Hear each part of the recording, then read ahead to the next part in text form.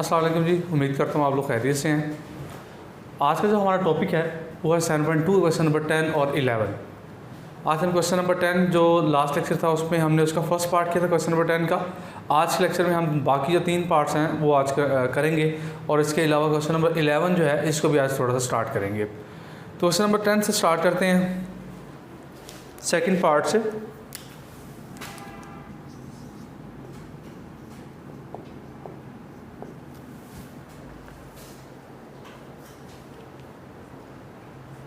यहाँ पर 2 वेक्टर्स दिए हुए हैं और उनके बारे में कहा गया है कि दोनों वेक्टर्स आपस में पैरेलल हैं। इस प्रॉपर्टी का यूज़ करते हुए आप ए की वैल्यू फाइंड करें। Find the constant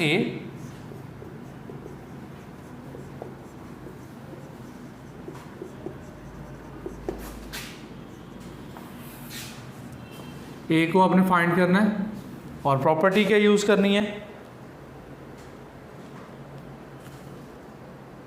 so that the vectors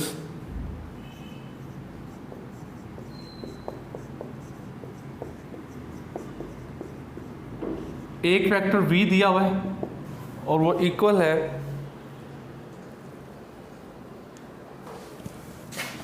i cap minus 3j cap plus 4k cap, and दूसरा वेक्टर दिया हुआ है w और वो किसके इक्वल है ए आई कैप,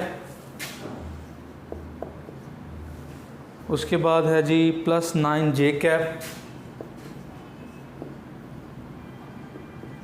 और माइनस 12k कैप, ये दिया हुआ और इनके बारे में कहा गया है ये पैरेलल है।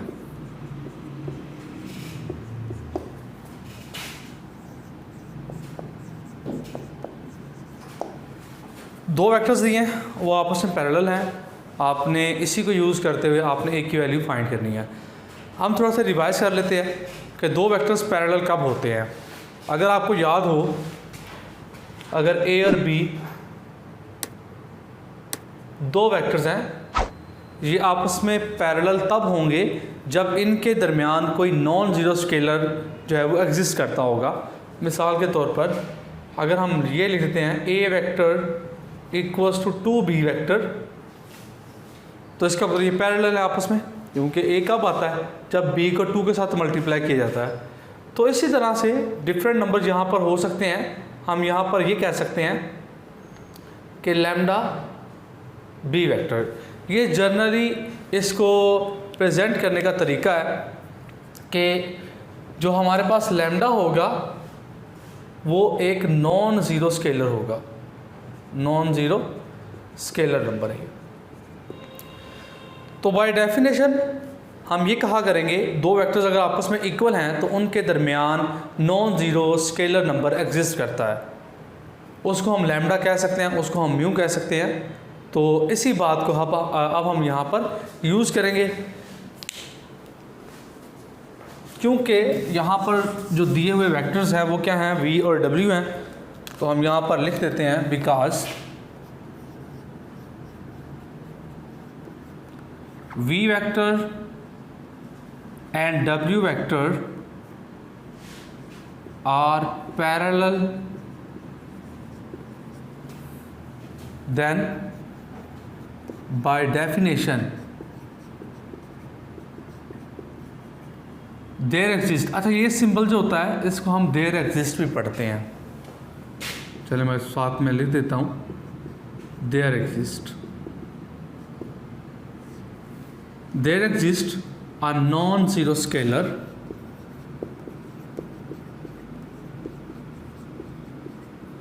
उसको हम लैम्डा कह देते हैं, सच दैट जी किस तरह से कि v किसके इक्वल होगा, v इक्वल होगा लैम्डा w वेक्टर के। ये अभी तक जो मैंने बात लिखी है सिर्फ मैंने पैरेलल वेक्टर्स की डेफिनेशन को इस्तेमाल किया, इसके अलावा मैंने और कोई काम नहीं किया। अब v और w की वैल्यू यहाँ पुट कर देता हूँ।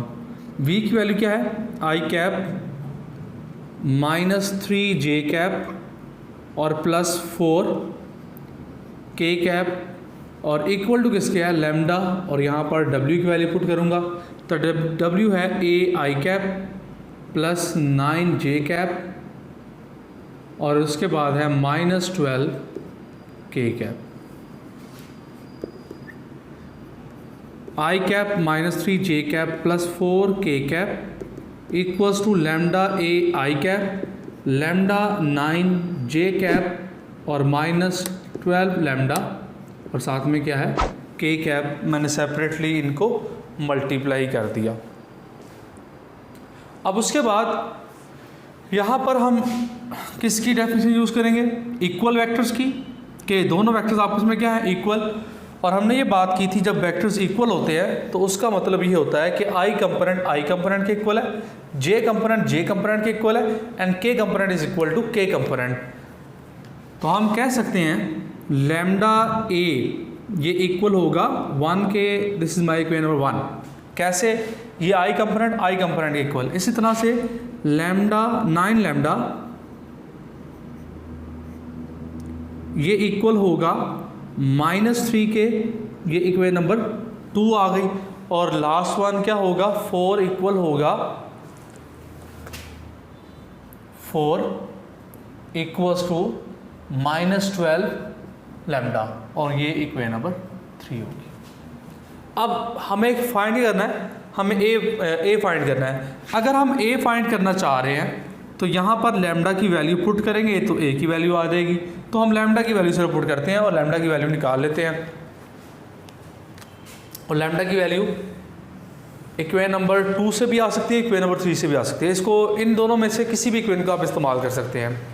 चलें 2 को यूज़ कर लेते हैं। From equation number 2, equation number 2 से हमें क्या मिलेगा? लैम्डा यहाँ पर रखें आप और उसके बाद ये -3 है। यहाँ पर 9 मल्टीप्लाई हो रहा है, इस तरफ आके क्या हो जाएगा? डिवाइड हो जाएगा। तो लैम्डा की वैल्यू क्या आएगी? -1/3 आ गई। तो ये लैम्डा की वैल्यू आ गई। लेकिन अभी हमारा काम मुकम्मल नहीं हुआ क्योंकि अभी तक सिर्फ लैम्डा की वैल्यू आई है, हमें ए तक जाना है। तो ए कहाँ पे नज़र आ रहा है आपको?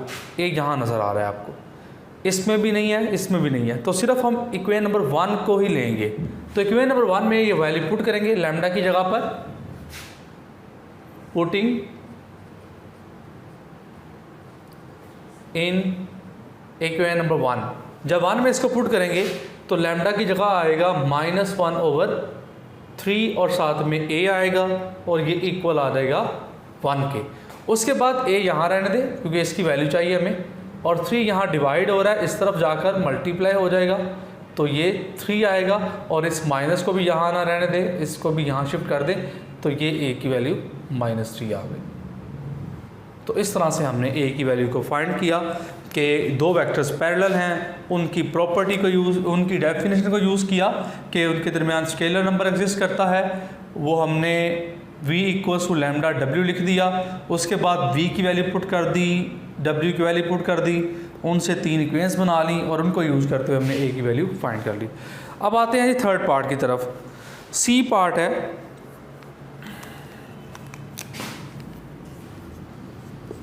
C part is different from others. उसकी वजह यह है कि C पार्ट में आपको ये कहा गया है कि आपने एक वेक्टर फाइंड करना है जो कि गिवन वेक्टर के ऑपोजिट होगा। अभी तक हमने जो वेक्टर्स फाइंड किए हैं वो एक वेक्टर दिया हुआ है, उसी की डायरेक्शन में हमने वेक्टर्स फाइंड करना सीखे हैं, लेकिन अभी तक हमने ऑपोजिट डायरेक्शन में जो वेक्टर है वो फाइंड करना नहीं सीखा। लेकिन ये क्वेश्चन जो है ये इसी के मुतल्लिक़ है कि अगर कोई वेक्टर दिया हुआ है, हम उसके ऑपोजिट वेक्टर फाइंड करना चाह रहे हैं तो वो किस तरह से फाइंड करेंगे। तो क्वेश्चन लिख रहा हूँ मैं, find a vector of length 5 in the direction opposite that of v। Find the vector of length 5। यहाँ पर लेंथ लिखा होता है, आप लेंथ लिख लें, आप मैग्नीट्यूड लिख लें, एक ही बात होती है। क्योंकि बाज़ क्वेश्चंस में वो यहाँ पर मैग्नीट्यूड लिखता है और बाज़ में लेंथ लिखता है, दोनों का मतलब एक ही है। In the direction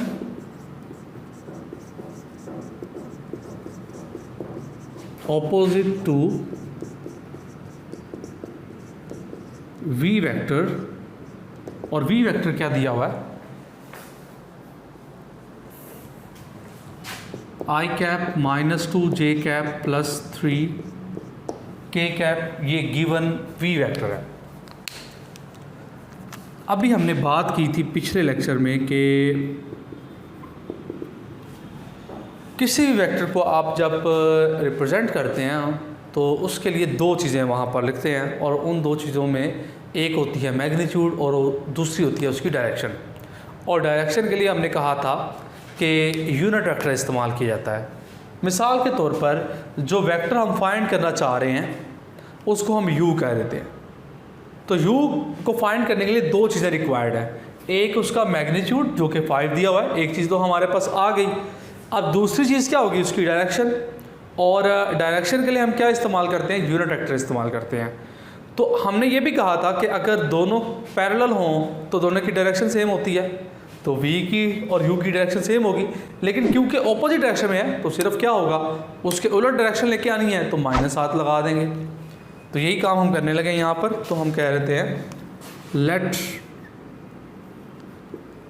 u vector be the required vector, कि आपने जो वेक्टर फाइंड करना है वो उसका नाम क्या है, u। अगर u फाइंड करना है तो u फाइंड करने का फार्मूला क्या होगा, वो आएगा u की मैग्नीट्यूड और साथ में u की डायरेक्शन। और डायरेक्शन के लिए हमें पता है क्या लगाते हैं, यूनिट वेक्टर लगाते हैं। इसको इक्वेशन नंबर 1 कह दिया। मैग्नीट्यूड तो 5 दिया हुआ है, चलें हम इसको लिख लेते हैं। चलें ये भी हम बाद में लिख लेंगे लास्ट पे जब। सिर्फ हमें क्या फाइंड करना है, यू कैप फाइंड करना है। और यू कैप क्या होगा, एंड गिवन यू वेक्टर का मैग्नीट्यूड जो है ये हमें 5 गिवन है, पहले इसको लिख लिया।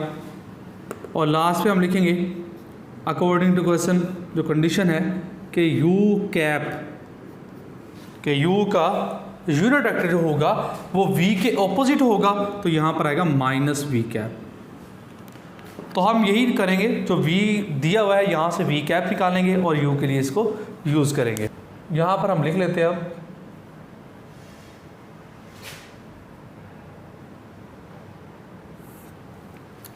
v cap equals to v vector over v vector का मैग्नीट्यूड। ये भी बहुत आसान है निकालना।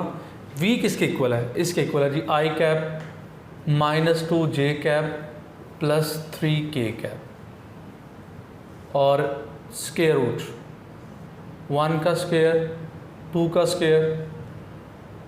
तो v कैप हमारे पास आ गया, ये 10 और ये 14 हो जाएगा। तो ये 1 over square root 14, i cap -2 over square root 14 j cap और +3 ओवर स्क्वायर रूट 14, और क्या आएगा, k कैप आएगा। ये v कैप आया। अगर हम इसको u कैप बनाना चाह रहे हैं तो u कैप -v के है, तो हर एलिमेंट को माइनस के साथ मल्टीप्लाई करेंगे, तो ये आएगा -1 over square root 14 i cap, और ये माइनस और माइनस प्लस हो जाएगा, और ये आएगा 2 ओवर स्क्वायर रूट 14, और j कैप आएगा, और प्लस ये माइनस हो जाएगा -3 ओवर स्क्वायर रूट 14, और क्या आएगा, k कैप आ जाएगा।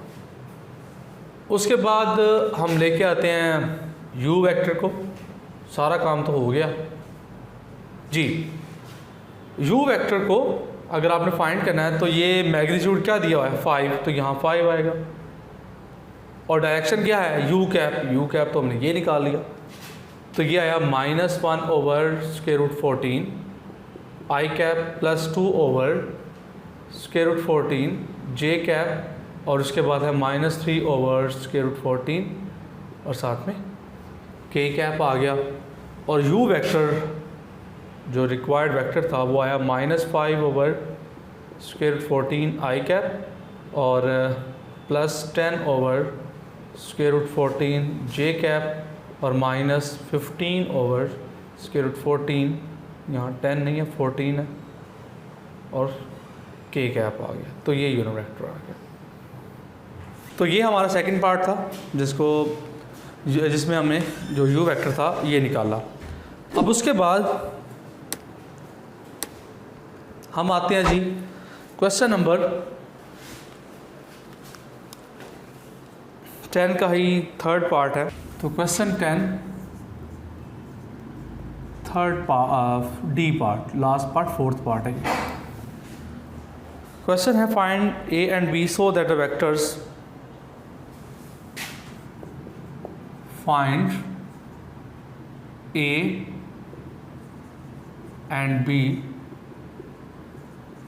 so that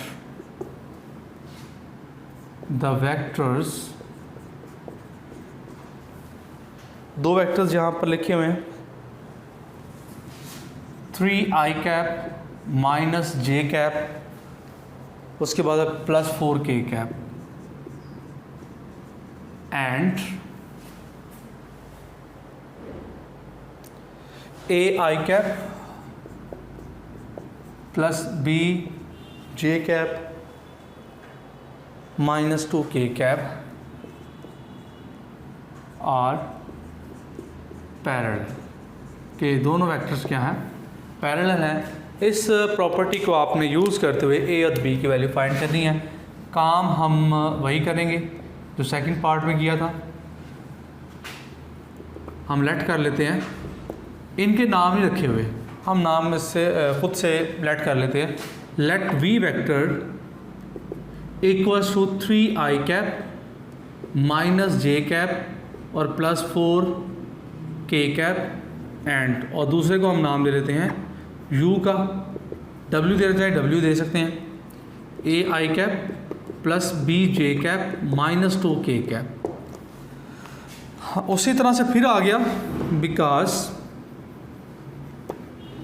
v vector and u vector are both parallel,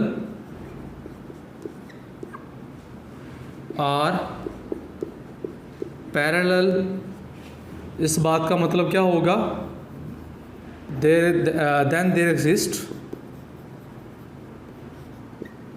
lambda such that v equals to lambda into u vector. अब पुट करते हैं v और u की वैल्यू। v की वैल्यू जी 3i कैप माइनस जे cap plus 4k cap lambda, और u vector है ai cap plus b जे cap और माइनस 2k कैप। अब फिर वही बात आ गई कि दोनों वेक्टर्स आपस में क्या हैं, पैरेलल हैं। तो इसका मतलब 3 किसके इक्वल होगा, i कंपोनेंट के, लैम्डा मल्टीप्लाई साथ में होगा, लैम्डा a आएगा, this is my equation number 1 and minus 1 equals to lambda b, और इसको हमने इक्वेशन नंबर 2 कह दिया। उसके बाद 4 इक्वल्स टू होगा माइनस 2 लैम्डा, इसको इक्वेशन नंबर 3 कह दिया, 3 लैम्डा माइनस 2 लैम्डा। अब फिर वही बात हम यूज़ करेंगे कि लैम्डा की वैल्यू पहले निकालेंगे। इक्वेशन नंबर 3 से ही सिर्फ लैम्डा की वैल्यू निकल सकती है, तो इक्वेशन नंबर 3 को ही हम यूज़ करते हैं।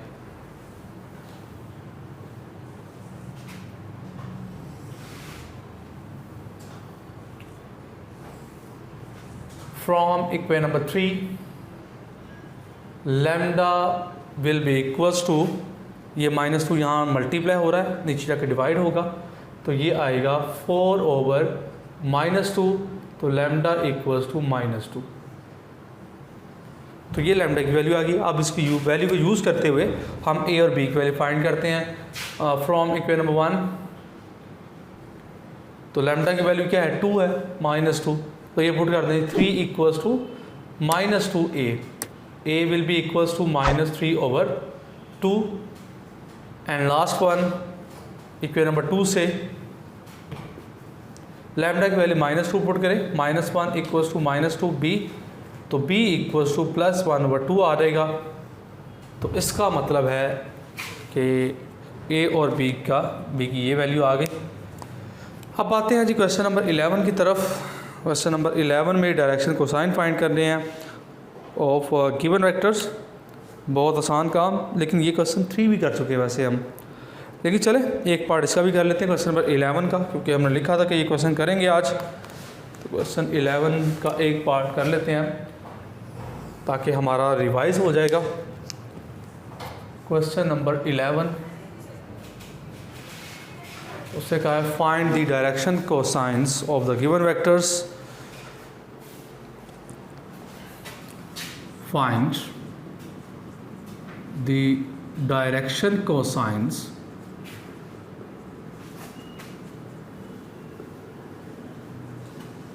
of number 1 3i cap minus j cap plus 2k cap।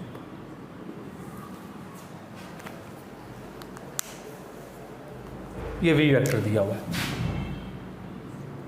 थोड़ा सा रिकॉल कर लें इसको कि हमने डायरेक्शन कोसाइन के लिए कहा था कि डायरेक्शन कोसाइन के लिए कुछ और अलग चीज़ नहीं करनी पड़ती हमें सिर्फ इसका यूनिट वेक्टर ही फाइंड करना पड़ता है। यूनिट वेक्टर के साथ जो आई कंपोनेंट, जे कंपोनेंट, के कंपोनेंट लिखा होता है वही इसके डायरेक्शन कोसाइंस होते हैं। तो इतना से हमें काम करना है। तो हम कहेंगे सॉल्यूशन में इसका यूनिट वेक्टर क्या होगा, वी यूनिट वेक्टर। फार्मूला बार बार लिखता हूँ ताकि आप लोग भी देख देख के उतार जाएँ, फिर आपको याद हो जाए। तो वी वेक्टर जो है वो किसके इक्वल है, वो है 3i कैप माइनस जे कैप प्लस 2k कैप, और स्क्वायर रूट में आएगा 3 का स्क्वायर 9, इसका स्क्वायर 1 और इसका स्क्वायर, और फिर से स्क्वायर रूट 14 आ गया। तो हम कहेंगे 3i कैप माइनस जे cap plus 2k cap over square root 14। तो v cap equals to 3 over square root 14, i cap minus 1 over square root 14, j cap और 2 ओवर स्क्वायर रूट 14, के कैप। तो इसका मतलब कि 3 over square root 14 minus 1 over square root 14, 2 over square root 14 are the direction cosines. तो ये था हमारा आज का लेक्चर जिसमें क्वेश्चन 10 और क्वेश्चन 11 देखा। आप वीडियो को लाइक करना, शेयर करना ना भूलेगा और वीडियो में कमेंट करें, चैनल को सब्सक्राइब करें। मिलते हैं जी नेक्स्ट लेक्चर में। अल्लाह हाफिज़।